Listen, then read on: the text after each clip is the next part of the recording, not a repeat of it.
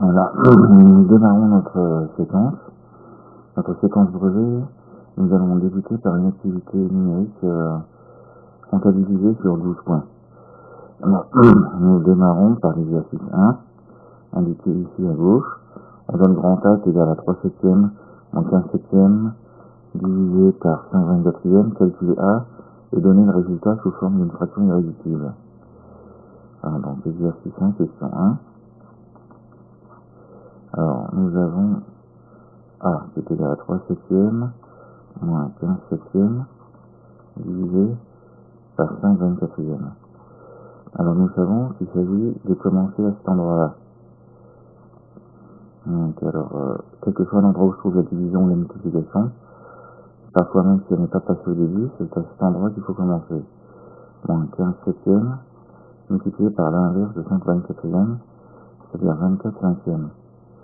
Ce qui nous donne 3 septièmes moins, alors là on simplifie, il reste 3, alors 3 fois 24, 3 fois 24, 72, 72, divisé par 7. Ce qui nous donne finalement moins 69 divisé par 7. Voilà. Alors voilà le premier résultat. Nous en sommes maintenant à la question 2. Nous en sommes maintenant à la question 2. Alors il s'agit, on donne B, C et D des valeurs avec la racine carrée. Alors on demande petit a écrire B sous la forme B racine de 3 ou B d'un nombre entier. Alors B c'est égal à la racine de 300 moins 4 racine de 27 plus 6 racine de 3. Donc comment est-ce qu'on fait? On fait apparaître des carrés à chaque fois que c'est possible. 300 c'est 3 fois 100, moins 4 fois 27 c'est 3 fois 9, plus 6 racine de 3. Ce qui nous donne racine de 3 fois 10 au carré, moins 4 fois racine de 3 fois 3 au carré, encore un carré, plus 6 racine de 3. On sort les carrés ici et là, on les sort simplement de la racine, ça fait 10 racine de 3, moins 4 fois 3 racine de 3, plus 6 racine de 3. Ce qui nous donne 10 moins 12, ça fait moins 2, plus 6, ça fait 4. 4 racine de 3. Donc ici, B va être égal à 4. B va être égal à 4. B racine de 3, je compare, B est égal à 4 racine de 3, donc B est égal à 4. Alors nous en sommes maintenant à la question B. Alors, question B, écrire grand C sous la forme E plus F racine de 3 avec E et F entier. Alors C, c'est entre parenthèses 5 plus racine de 3 au carré. Alors il s'agit ici d'une identité remarquable, A plus B au carré, qui est égal à A carré plus B carré plus 2 à B. 2 fois 5 fois racine de 3. Ce qui nous fait 25 plus 3 plus 10 racine de 3. Ce qui nous donne 28 plus 10 racine de 3. Et ça doit être égal à E plus F racine de 3. Donc ici, qu'est-ce qu'on aura? On aura E qui est égal à 28, F qui est égal à 10. Nous en sommes maintenant à la question petit c. Montrer que grand D est un entier. Alors grand D est égal à quoi? À racine de 2 plus racine de 5, facteur de racine de 2 moins racine de 5. Alors c'est une identité remarquable de la forme A plus B facteur de A moins B, qui est égal, d'après le cours, à A carré moins B carré. Racine de 2 au carré, moins racine de 5 au carré. Ce qui nous donne 2 moins 5, c'est-à-dire moins 3. Mais D est un entier. D est bel et bien un entier. Voilà. Nous en arrivons maintenant à l'exercice 2. Nous en arrivons maintenant à l'exercice 2. Alors, on donne grand E est égal à 2x moins 3, facteur de x plus 2 moins 5 facteur de 2x moins 3. Développer première question et réduire E. La première question, E est égal à 2x moins 3 facteur de x plus 2 moins 5 2x moins 3. Alors il s'agit de développer. E égale à quoi? Alors E est égal à quoi? Alors, E est égal à quoi? Alors on développe par la méthode habituelle. Et ici et là. Donc ici il y a un moins. Alors ça donne quoi? Ça donne 2x au carré plus 4x moins 3x moins 6 moins 10x plus 15. Alors ça donne quoi? 2x au carré. Alors ça 4x moins 3x ça fait x. Moins 10x ça fait moins 9x. Et moins 6 plus 15 ça nous fait plus 9. Voilà. Donc là il s'agit de la première question. Deuxième question, factoriser grand E. Deuxième question, factoriser grand E. Alors, grand E va être égal à quoi? 2x moins 3, facteur de x plus 2, moins 5, 2x plus moins 3. 2x moins 3. Alors ici on a 2x moins 3, on a 2x moins 3 ici, c'est ce qu'on met en facteur. 2x moins 3, facteur de, on recopie le reste, x plus 2, moins 5. Ce qui nous donne 2x moins 3, facteur de x plus 2 moins 5, et finalement 2x moins 3, facteur de x moins 3. Alors, troisième question, calculer grand E pour x égale à moins 2. Alors, si x est égal à moins 2, alors on prend l'une des formes de la question 1 ou de la question 2. Alors, si on n'aime pas les carrés, on peut prendre la forme factorisée. E est égal à 2x moins 3 facteur de x moins 3. Donc E est égal à quoi?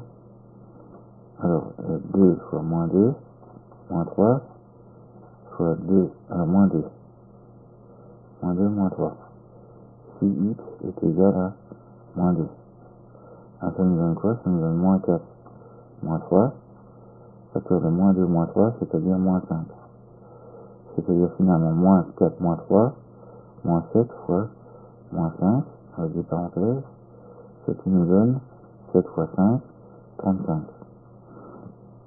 Maintenant, on a une dernière question, question 4, résoudre l'équation.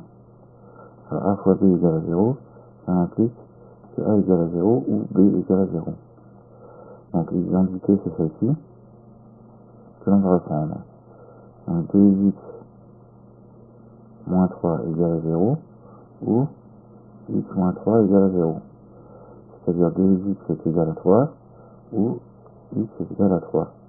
C'est-à-dire finalement,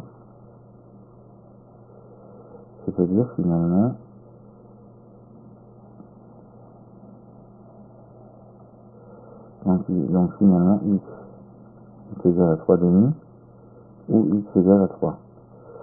Et voilà la partie 4 résolue.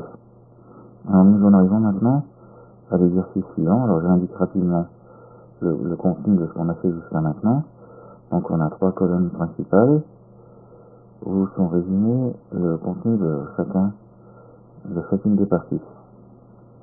Où est résumé le contenu de chacune des parties. Voilà. Donc on a eu quelque chose ici, et puis pour terminer quelque chose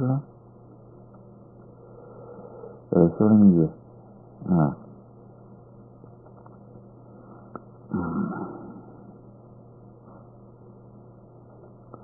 Voilà. Quelque chose ici.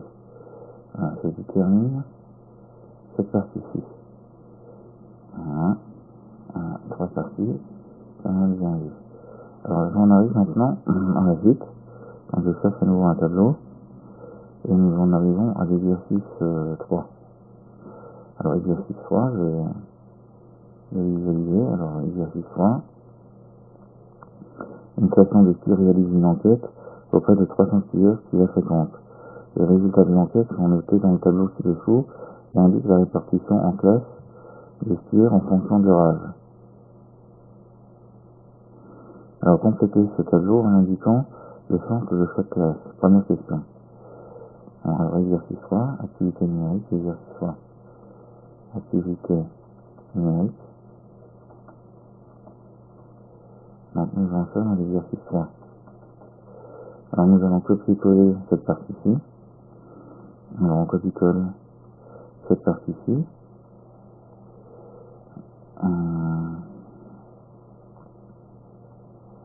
On copie-colle cette partie-ci. Voilà. Et nous allons la placer, copier. Nous allons la placer dans le document. Édition collée.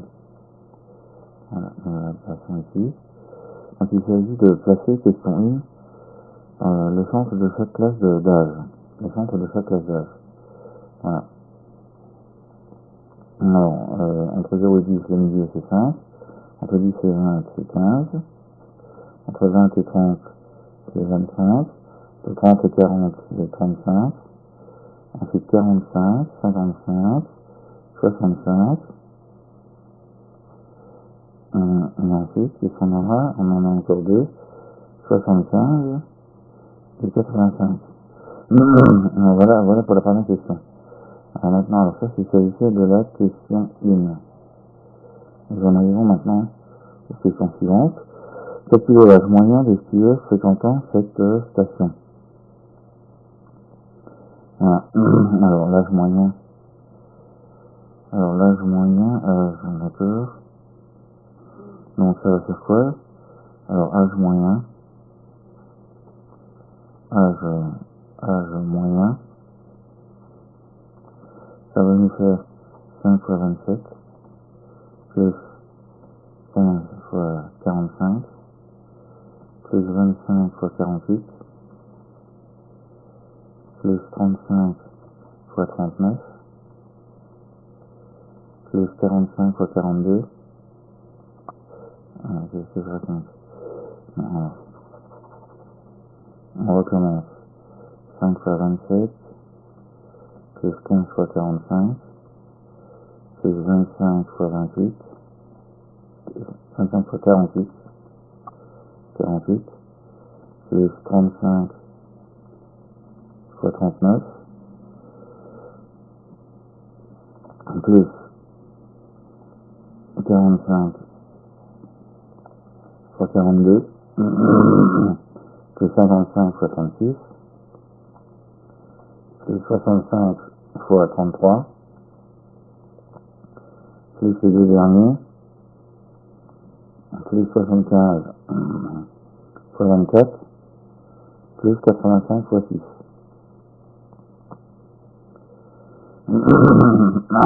Alors tout ça divisé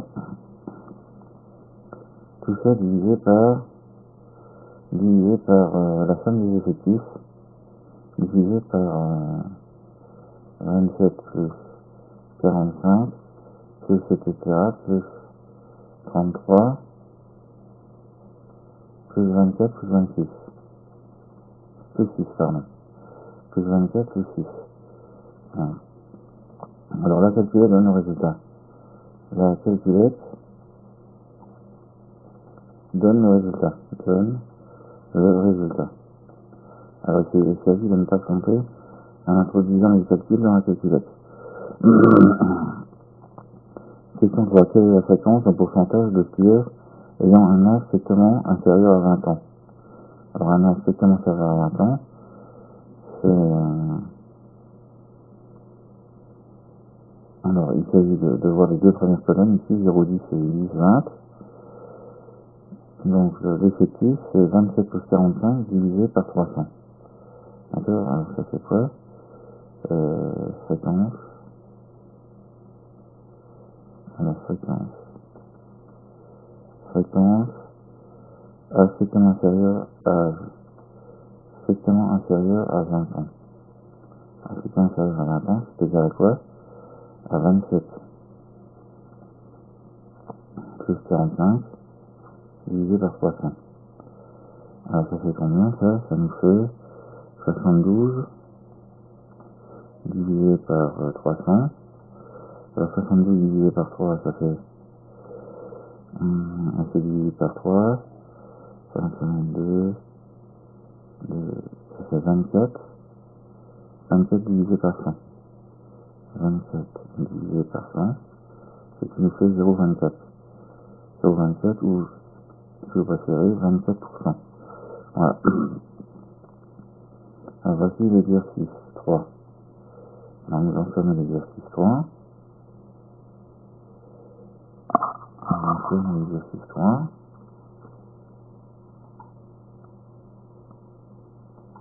Nous en sommes à l'exercice 3. Et nous allons vérifier si l'exercice est terminé ou s'il comporte encore une question. Donc je crois qu'il est terminé. Alors nous en arrivons maintenant à la partie activité géométrique. Alors, nous arrivons à la partie activité géométrique. Voilà, alors je décale et je vais pouvoir effectuer activité géométrique. Alors activité géométrique.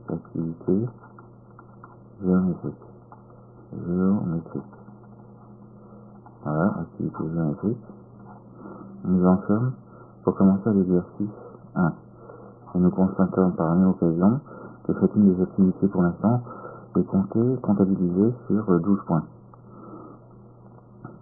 Alors, exercice 1. On considère le pavé droit ABCD, EF, H représenté ci-dessous, ici.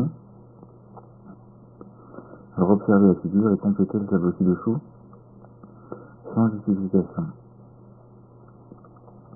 Alors, ici, comme tout à l'heure, je vais sélectionner le tableau, le copier-coller dans la partie solution. Dans la partie solution. Voilà, il faut que je recommence. Voilà. Et là, je sélectionne une deuxième fois, je copie et je vais le mettre à l'endroit prévu à cet effet. Compétition coller et voilà.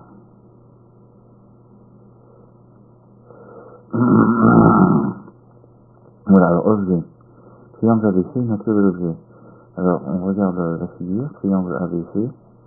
Alors ABC, c'est un triangle rectangle. Alors on prend le stylo et on indique la réponse dans la case. Alors triangle rectangle.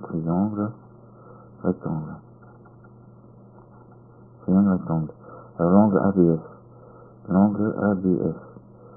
Alors c'est un angle qui correspond à l'une des faces. Et comme il s'agit d'une face d'un cube, on sait que c'est un rectangle ou un carré. Dans les deux cas, il y a un angle droit en B. Alors l'angle ABS, alors angle droit. Quadrilatère ABSE. Le quadrilatère ABSE. Alors il semblerait qu'il s'agisse alors il ne s'agit pas d'un cube mais d'un pavé droit, donc il s'agit d'un rectangle, et non d'un carré. Rectangle. Alors angle ACG. Alors là aussi, il faut voir si l'angle appartient à un rectangle ou à une autre forme de figure. Il appartient à un rectangle, donc l'angle est un angle droit. Et pour terminer, le quadrilatère ACGE. Alors ACGE.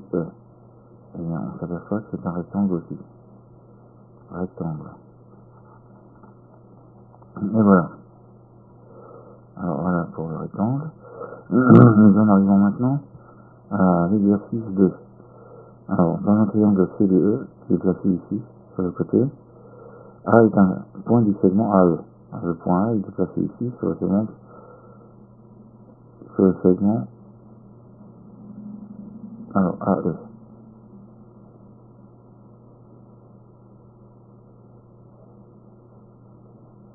et B est un point du segment CD.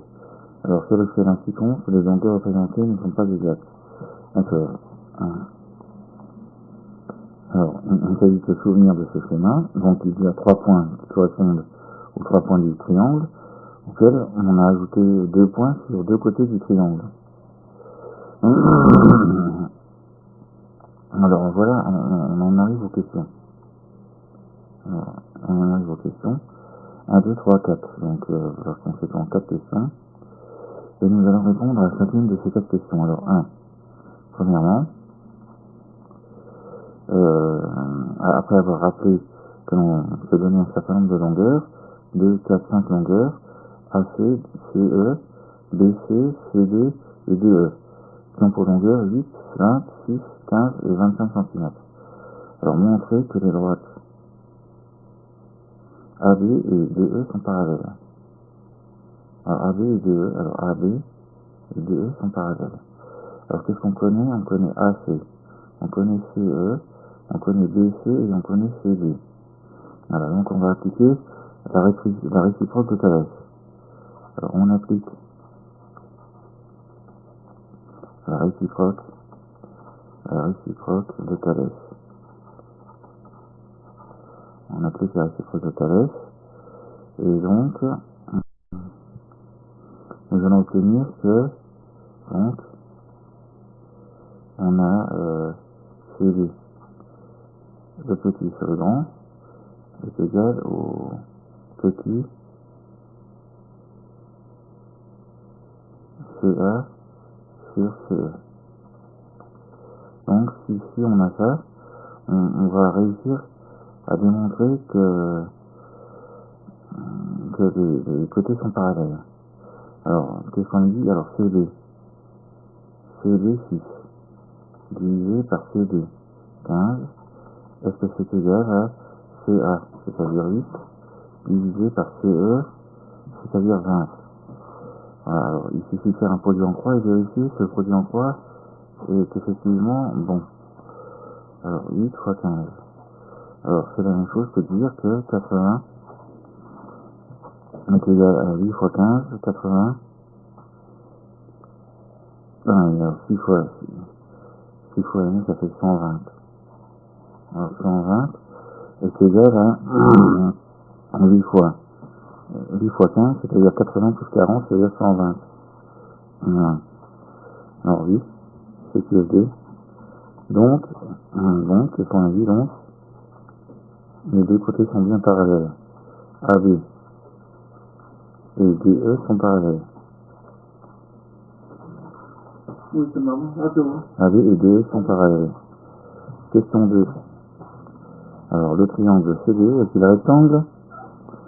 Un triangle CDE est-il rectangle justifié? Alors, CTE. Alors là aussi, on va appliquer le théorème cette fois-ci de Pythagore. Le théorème réciproque de Pythagore. Alors, j'utilise la réciproque de Pythagore. La réciproque de Pythagore. Alors, on aimerait démontrer qu'il est rectangle en C. Si CD au carré plus CE au carré est égal à DE au carré, le triangle sera rectangle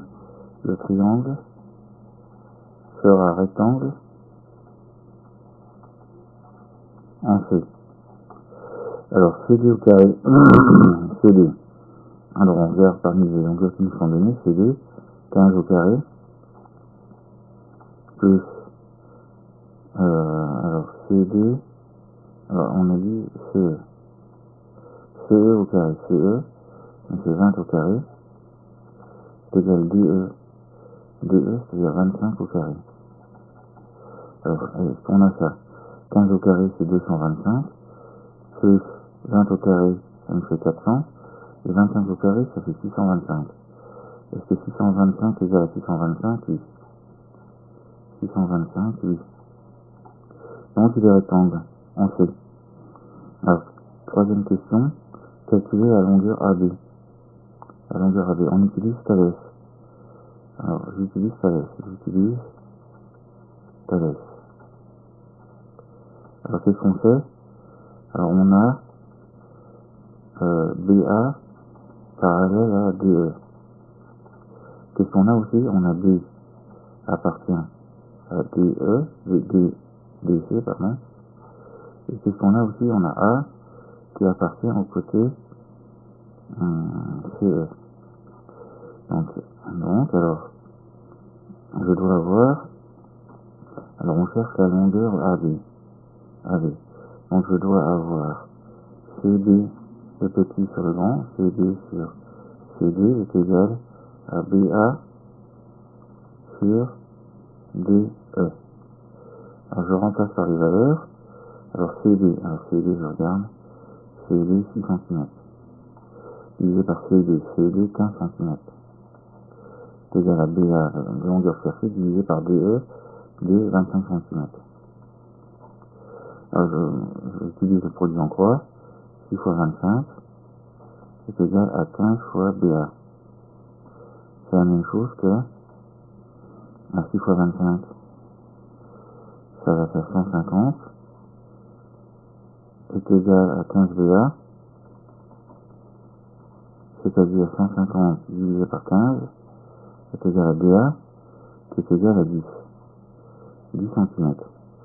Alors maintenant, calculer la valeur arrondie, question 4, de l'angle CDE. CDE.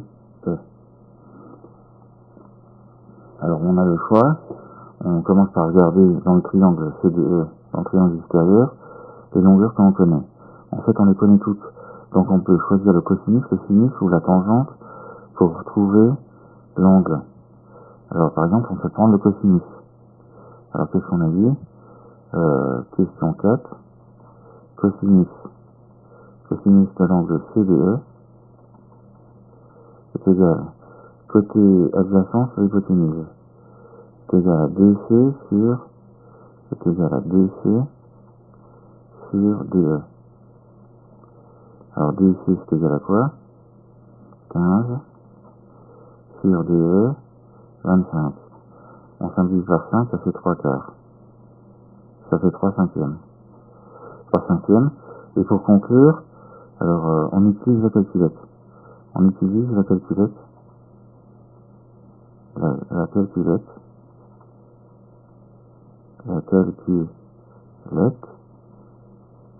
calculette. Et cosinus moins 20.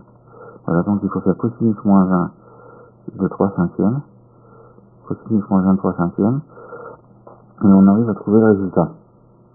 Voilà. Bon, alors, comme tout à l'heure, on va visionner ce que l'on a fait. Voilà, alors, on visionne ce que l'on a fait. Donc, en 3 parties principalement. Donc, il y a celle-là, et puis cette partie-ci, celle du centre. Voilà. Alors, nous en arrivons à la partie suivante.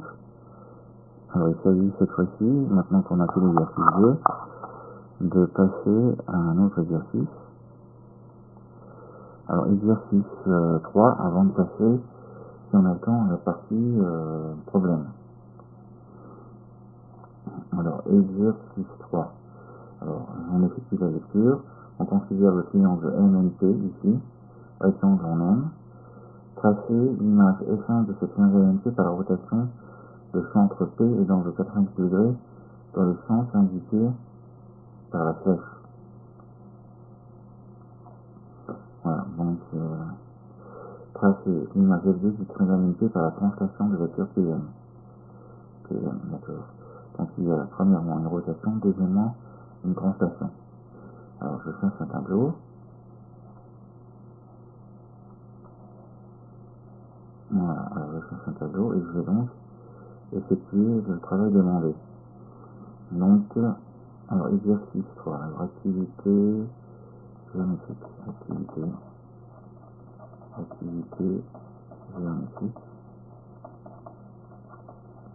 géométrique, alors exercice 3.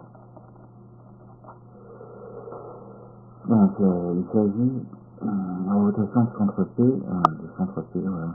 Alors, on va commencer par tracer un triangle, PM, PM. On fera deux schémas au lieu d'un seul. Alors, voilà le premier. Voilà le premier. Alors là, il y a un angle droit. D'accord, il y a un angle droit là. Alors, comment s'appelle le triangle? Il s'appelle NPN. Et on veut tracer le, transformer de ce triangle NP par la rotation de centre P et l'angle 90 degrés. Donc P il est là, comme c'est le centre, je le transforme en ligne. Alors ensuite il y a M et N. M et N. Alors on va commencer par... alors je change de couleur. On va tracer en utilisant les paires. Donc j'utilise les paires. Je trace une longueur égale à celle-ci. Et ici avec un angle droit. Ici avec un angle droit. Et j'obtiens le point M'. M'. M'. Alors là c'est le premier point. Maintenant l'image du deuxième point. Il faut que il soit perpendiculaire à ce côté-ci.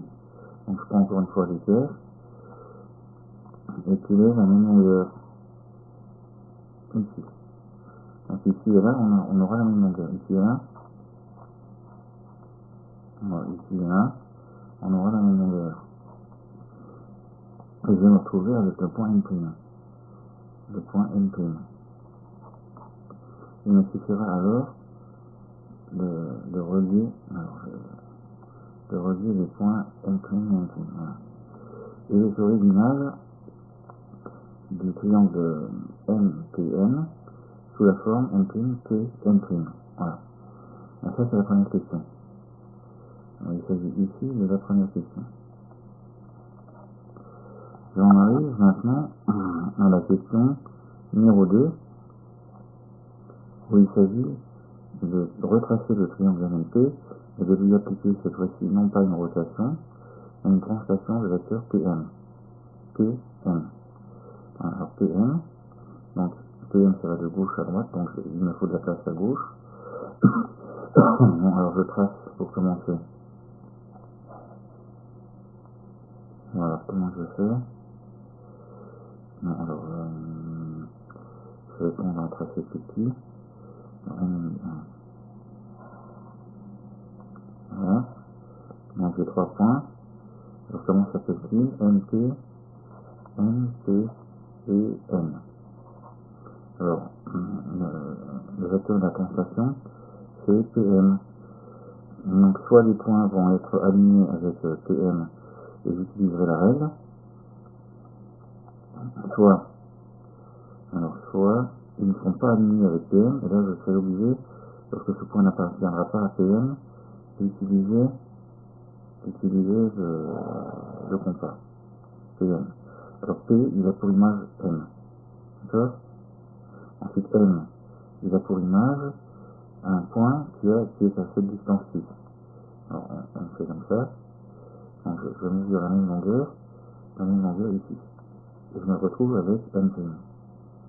D'accord? Pourquoi? Parce que les deux points dont je cherchais l'image par la translation appartenaient tous deux au support de la translation. Donc c'est la règle qu'il faut que j'utilise les graduations. Voilà. Alors ici j'ai le point M'. Maintenant il faut l'image de M. Alors j'ai NP qui sont deux points plus l'image du point N, qui est un troisième point. J'ai 3 points donc, 2 plus 1. Donc je répète les deux premiers, le support de la translation, et le troisième. Et je vois que il faut que je construise un quatrième point avec du compas. Et éventuellement, pour ceux qui ne connaissent pas cette méthode, la méthode de la règle des équerres. Pour tracer une droite parallèle à celle-ci, et à partir du point N, mesurer la longueur à gauche correspondant à la longueur de PM. Alors on obtient un point qui sera le point sacré. Sinon, on utilise le compas. On reporte 2 fois cette longueur. Alors, cette longueur et puis celle-là. Alors, cette longueur, on la pointe ici, on se pointe N, et cette longueur-là, on le pointe en N. On a 2 arcs de cercle.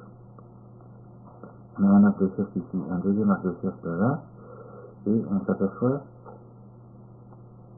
qu'on obtient ici un point qu'on appelle N'. La longueur, alors voilà, un point N', et ensuite il me reste à relier, les points. Alors là, normalement, ce triangle-ci, en rouge, est le translaté du triangle NPN. Voilà. Alors je mets une translation. Voilà, une translation de vecteur TN. Alors rotation et translation. Alors ça c'est rotation, et là c'est translation. Donc ici, comment on fait? On utilise l'équerre, les graduations d'équerre. Ici, qu'est-ce qu'on fait? On utilise la règle pour les points qui appartiennent au support du vecteur, et on utilise en règle générale le compas pour tous les points qui n'appartiennent pas cette fois-ci à la droite. Alors le point, pour savoir comment on construit le point qui lui correspond, le point on lui enlève 2 qui sont les 2 du vecteur, P et M, et on en ajoute un quatrième par la méthode du parallélogramme qui utilise le compas. Voilà. Voilà, alors voilà cette partie-ci. Alors je montre. Voilà, donc c'est cette partie-là. Donc ici, nous avons complété la partie ici à gauche. Voilà. Alors, nous en passons maintenant à une troisième partie qui correspond au problème. Alors, nous n'allons pas résoudre le problème, nous allons nous contenter d'en effectuer la lecture, ce qui vous permettra, dans un second temps, de le résoudre par vous-même lorsque vous en aurez le temps. Alors, problème 12 points.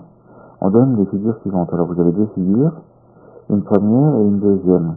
La première est un rectangle, la deuxième est un trapèze rectangle. Alors, il y a 6 questions. Première question, exprimer en fonction de x l'aire A du rectangle ABCD. Alors, il faut se souvenir que l'aire d'un rectangle, c'est la longueur fois la largeur. Deuxièmement, exprimer en fonction de x l'aire A du quadrilatère EFGH. Alors ici, c'est l'aire d'un trapèze.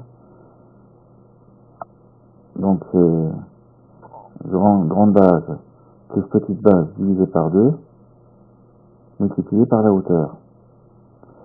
Troisième question.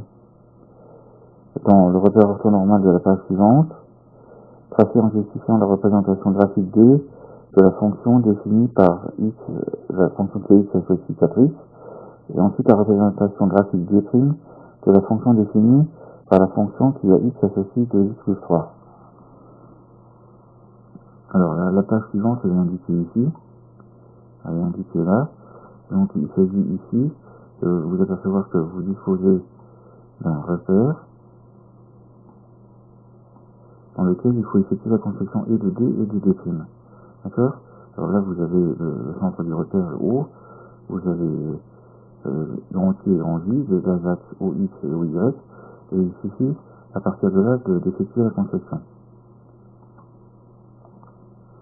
Alors, quatrièmement, calculer l'aire du rectangle ABCD pour x égale à 3. Donc, dans la question 1, il suffit de remplacer x par 3. Retrouver ce résultat sur le graphique. Alors, sur le graphique, il y a 2 courbes D et D'. ABCD correspondant normalement au graphique de la droite petit d. Il suffit ici de se reporter au graphique, de prendre l'axe ici qui est à 3 et de remonter jusqu'à la courbe, c'est-à-dire plus précisément à la droite x donne 4x, et d'effectuer une lecture sur l'axe vertical. Voilà. Alors, cinquièmement, calculer la valeur de x pour l'aire du quadrilatère EFGH, alors pour que l'aire du quadrilatère EFGH soit égale à 15 cm². Donc là, qu'est-ce qu'on fait? L'aire étant donnée par cette expression de x plus 3, il faut que ce soit égal à 15 cm², c'est-à-dire égal à 15, il suffit de trouver x. Retrouver ce résultat sur le graphique. Alors ici, 15 cm², c'est sur l'axe horizontal. Il va falloir trouver 15, et à partir de là, projeter sur la droite, sur l'une des deux droites, la deuxième, D', et à partir de là, de l'intersection D' sur la droite, reprojeter sur l'axe horizontal cette fois, qui vous donne le résultat. Question 6, ajoute graphiquement l'équation 4x est égale à 2x plus 3. C'est autrement dit l'endroit où il y a une intersection entre les deux droites D et D'. Retrouver ce résultat en résolvant 4x égale à 2x plus 3. Il suffit de mettre les x d'un côté et les constantes de l'autre. Alors comment interpréter ce résultat pour le triangle ABCD et le quadrilatère EFGH?